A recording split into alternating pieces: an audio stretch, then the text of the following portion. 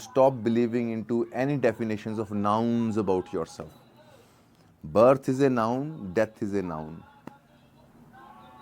Everything is a noun. And whole trap of Maya is trap of nouns. What about liberation? Another noun. But it's movement. There is none of the nouns are happening.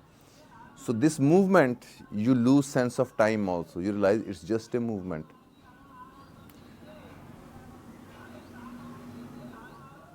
Connecting with this movement is when the trust starts to happen that this movement will continue. Not there is no will. It's going on and on. But you have to attune your mind. That's where the chanting and all comes in. Attune your noun diseased mind with verb, the movement. I do not love you. I am loving you. I am looking you. So in Burma, which is called Myanmar these days, their language has no nouns. They say treeing, humaning, womaning, because influence was Buddhism. Everything is changing, everything is a movement. So they don't even name themselves as a noun, as a movement. So your psyche sees itself as a constant movement. So this constant movement, if you look at all your sufferings, all your issues, your movement is clogged into some nouns. I am a woman, I am a man, I have this, I have that. But if you see yourself as movement, that's what Kartik is, Kartikeya, the movement. It is Aghori, means it doesn't differentiate between good, bad, right, wrong, death, evil. It just does everything in one movement, everything. So there, it's like love. Love doesn't differentiate. Light doesn't differentiate that I will fall on this or not. It just falls. So that's what the whole point of indifferent awareness was. You're just aware. You don't judge. You don't say anything good or bad. So there is one Shaivik way of passive watching. Other is a Shaktiya way or creativity way of becoming just pure movement. People do consecration of temples, of places, of stones and all that. I am sharing with you, consecrate your movement. Your movement is Aim, Hrim, Klim. Don't look for some Devi or Shakti in a temple and do pujas and all that. Your very movement is Aim, Hrim, Klim, Durga live, Kali live, moving. And if you contact her there, in your movement, she responds. In temple, she is very far. It's an indirect way. It's like going to electricity board and asking electric connection. But here you're climbing on the pole and hanging it with yeah, Jai Durga. So that's the point in this. Life force which is on this, how do you feel this touch? Everything is electric. Instead of nouning, you become aware of the sensation. That's the way to enter the electric cosmos. But our mind is full of names. Otherwise, sound is electric phenomenon. Everything, taste, everything is electric phenomenon. So then you realize that you are always on. There's no time to think. It doesn't mean you will not think. When there's a need to think, your thoughts will be electric thoughts. They will not be bored, read out of Google, boring thoughts, repetition of memories. It will be a response to a situation. That's what you see in gurus and masters. They're speaking not out of memory. They're responding to the live cosmos in front. That's why their words have energy, because it's a live, because word is also not out of cosmos. Word is also a creation, a beautiful form created by life, because Durga is also called Mantra Rupiniye, Akshar Rupiniye. The energy which is taking form of these words and sound is Durga. But you see Satya ji speaking. But if you see Durga manifesting her forms as Satyaji, as you, but that is the pure present. There is no Satyaji, there is no you. It's just forms happening. So hum is a very soft and small window to enter, because before you enter into Durga and I am Hrim Klim, if your system is not ready, you can get kind of bit too intensified because it starts to work very strongly. So hum creates in the beginning small electric shocks, beautiful ones. Hum, hum Hanumate Namah, hum Hanumate. But becoming the present movement and hum, so you will start to see this very movement is Hanuman. And once you're focused into it, flowing with it, then your dance forms are the Hanuman movement. So you stay with the present movement of your forms, and you will see they keep on changing. It's never the same, it's forming and forms. First you try to dance, it is kind of repetitive. But once you just be in the present, you will see out of this zero coming infinite movements out of you. So all these Babas who are 300 years old or 3000 years old, point is they do not know themselves as body. They know themselves as an electric being. And electricity is eternal, is beyond time. Because electricity is same electricity all over the globe. Apps are different. Some lights come on, some go off. But it's one electric movement. Sun, earth, and getting plugged into it is the whole work of Hindu esoteric systems. Stotrams, this and that. They're training your mind to realize there is only this vibration. That's the only truth. That's why Hanuman is called the favorite devotee of Ram, because for Hanuman, there is nothing going on other than this. Not there's only Ram, Dhanushudari, that is also symbolic. But for Hanuman, there is nothing else other than this. And once you take that jump and you say, fuck it, only this for me, then magic happens. Because all your concerns are your mental worries. Otherwise, this is taking care of you. You have to become expert of now, not of tomorrow, which doesn't exist. And our whole training is how to become an expert of tomorrow. And then you know, in now, how to be, and it's always now. What is your worry then? One of my friends, 78 years old, he died 2-3 years back, and they asked, other friend asked him that, Swamiji, are you not afraid that you're going to die? He said, I am in this cosmos, I'll be in this cosmos. He didn't say I'm deathless or something. Because if I am here, means this life is here. Who will go where? Thought is seeking its continuance, that's all. Otherwise, nobody goes anywhere. It's just here only. That's what we call Ram, Ram, Ram, Ram. So when you sing Ram, Ram, you're attuning your consciousness, your mind, and you say, shut up to your mind. I don't believe your stories. For me, this is the truth. And once you establish, then the other reality starts to show through you. And it's, I tell you, it's very confusing. Sometimes you feel, oh fuck, there's no problem. Then again you will back into the mental world. Then you'll go, oh fuck, I have to do this. Oh shit, what will happen to me? Who will take care of my liberation? Fuck, fuck, fuck. And then you just switch in here, everything is fine.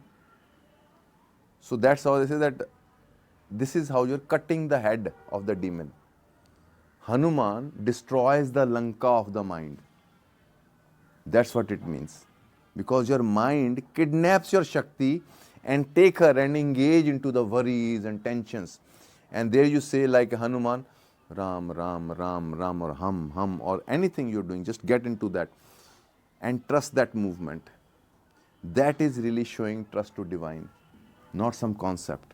This movement is eternal. This movement is sacred. That's how you consecrate this movement with your attention. Have a darshan, have a sighting of Shakti in your movement. Once you see her, she also becomes aware of you. Through your movements, it shows you. Through the events around you of present, it shows you. I'm not saying this out of philosophy. It's been happening to me 3-4 years. Various events.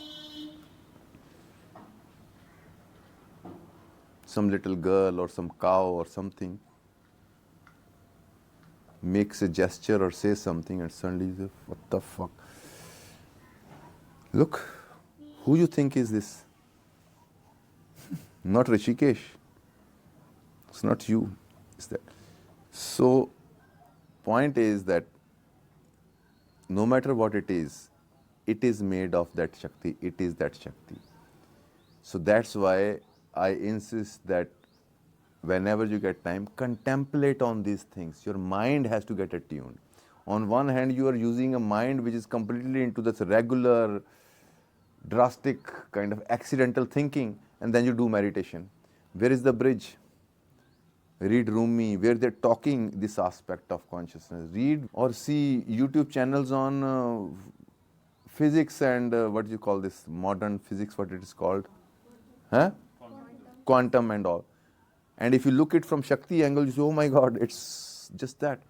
So more your mind has the information, then you are initiating your ego into your spiritual process. Now ego says, yes, where the fuck I was looking for things which don't exist. This is something live in front of me. Because ego, let's not call it ego in there, your mind seeks to expand. But it's isolated by our rejections, by our definitions. So it takes revenge. What about me? When you're going into silence, you say, hello, what about me? Then you say, Satya ji, why disturbance happens? Because you have not made a friend of your mind. Okay, we are in it together, let's move together. And if you show your mind also that this is all part of that play, and it's a play, but important is feel more than you're connecting with prana. Get into live action more than you're connecting with prana. Make it a point. So that is coming in touch truly with Ram. Ram means the very prana which is saying Ram is Ram. You don't have to wait, one day Ram will appear. This Ram, Ram, Ram is Ram. Usually you do chanting, you're moving in future in linear way. In this you are just, it's like you're shooting an arrow. Here you're shooting your arrow right down here, underneath. So that is the prana aspect of you.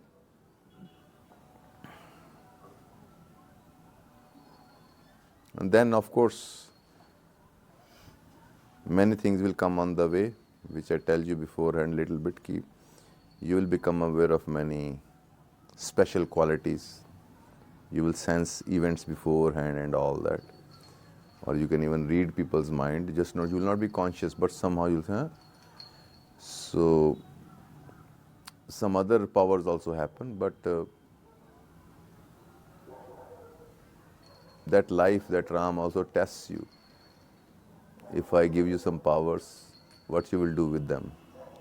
If you ignore it, test passed. If you try it in your office, hey, look at my eyes, I'll tell you my thoughts. Test failed. You don't pay attention. You say, yeah, I don't care. So it's like, that's why they say about Hanuman, Ram dware tum rakhware hot na agya bin paisare. Means Hanuman, the present prana, is the guard on the gate of Ram. It won't let you enter without his permission. Means it will test you that are you pure in your heart, entering into the kingdom of now, or are you coming with the ideas how I can have my own podcast channel on YouTube about spirituality and all that. So this is manipulation, because it decides what needs to express through you. You don't decide. Many people tell me, ask me, how did you do this? I say, I still don't want to do it, but it's happening. So that's the point, that teaching others is not your will. It can't be your plan. Once Guru feels that you are ready, it will create a situation. But you cannot do that. Otherwise, that is purely a black magic. Who the fuck are you to tell people get enlightened, get meditative? Seriously, it is. You can just make people aware that this is the situation and you decide.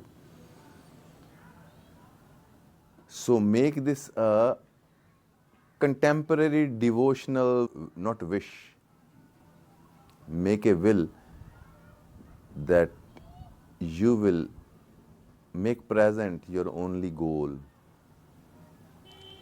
during the day, how much you can connect with this present prana through sound, through action, tai chi, this and that. Engage with the movement, become one with the movement, so integrated that your ego is serving the movement, not using the movement. You understand? That is the secret in this. When I'm doing the movement, it's my bitch, I can use it. But when movement itself, your ego is with it with reverence. That's natural concentration happen. Then you're moving, and that, what you're creating, is like a nuclear explosion into your life. It starts to overtake and give you directions which you need. That's the Guru's wisdom gets activated. Present is the Guru. Om is the Guru. Hanuman is the Guru energy. When Guru answers, present answers. Not some theory or philosophy from past. Present answers what needs to be said. And it's always out of the zero, not out of any book. That's why you cannot decide to be a teacher, because answer comes out of the present.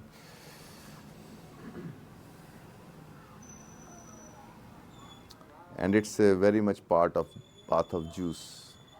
The more you do things you are passionate about, and more you observe nature and look, you will suddenly start to have psychedelic experiences. There's so many colors, so many movements, and you're filled with wonder. When you're filled with wonder, then life shows you her forms. So first,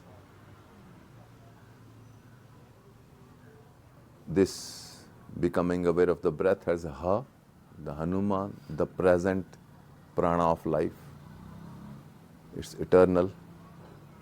And after that, chant for 5 minutes or 108 times Om Ham Hanumate Namah, Om Ham Hanumate Namah. Then just be still. So every day you have to introduce your mind to this prana, to the present. So I have given so many ways. Another very important point, which will be a separate kind of thing, we can put a clip also, but it's also part of this talk, but separate clip. Many people have issues with their mind fuck. I said it before, but people forget. Whenever you're into heavy mind fuck, start doodling into your mind. I tell you, I tried it 1,000 times. Mind fuck, I'm saying how to solve this, but then I just, in the mind, start to doodle forms. Whoosh, gone. Because mind needed movement, energy is there, and you're trying to solve it, and you think, what the fuck, and it's negative, positive, and you get lost. You take your mental pen and start to doodle, make forms. Play with that, and you notice suddenly your switch has changed from the verbal fantasy to a actually live movement of mind. Then you become aware, mind is also a prana. And once you know, slowly, you will know that how to even circulate the prana of mind. Give it a direction. Chant gives it a direction. Mental chant, more deeply, gives it a direction. And another thing which can help stabilizing the mind is choose one symbol. I think the Kartikeya symbol of spear is very good to focus, because each symbol activates certain kind of energies. So that rod represents the spine and energy, and the spear on top represents third eye and awareness. So when your mind is distracted, just in your mind, think of a spear and focus that image. You will say mind is suddenly calming down, because you're circulating the energy, and in that you will become aware the one who is imagining it also. Now the circulation is with you and the thought. You're aware of the spear, and then you're aware also you who is thinking of spear. And from this stability, you can start to chant also then. Then you are more like a spear, Ram, Ram, Ram, Ram. So this movement is like a spear. You see, you are shooting an arrow, Ram, Ram. It's a singular force. Whole point is, that's why I told you, third eye, body, chant, Hanuman, Sita, attention, that your whole body, mind, energy should become one sound, one intention. That is the most beautiful experience you can have. Even for 2 seconds, you feel, wow, that was fucking amazing, because it's such powerful. Because if you can sustain it long, that's how the monks are so powerful. If your body, mind, energy becomes one stance, you're holding it and you're just one with it, your body energy will multiply 1,000 times. It's so much that you get shocks, you can't handle it. So they learned how to contain it and become just one movement. Focus is just becoming, whatever you're doing, just becoming that one movement. That now you're chanting 24/7, doing your action also, that action becomes your chant. That is what Hanuman is, that it is only working the present. And there all the guidance comes from the total present, the Guru. You think ants and birds are thinking about future? The present is making them do what needs to be done. Shri Ramachandra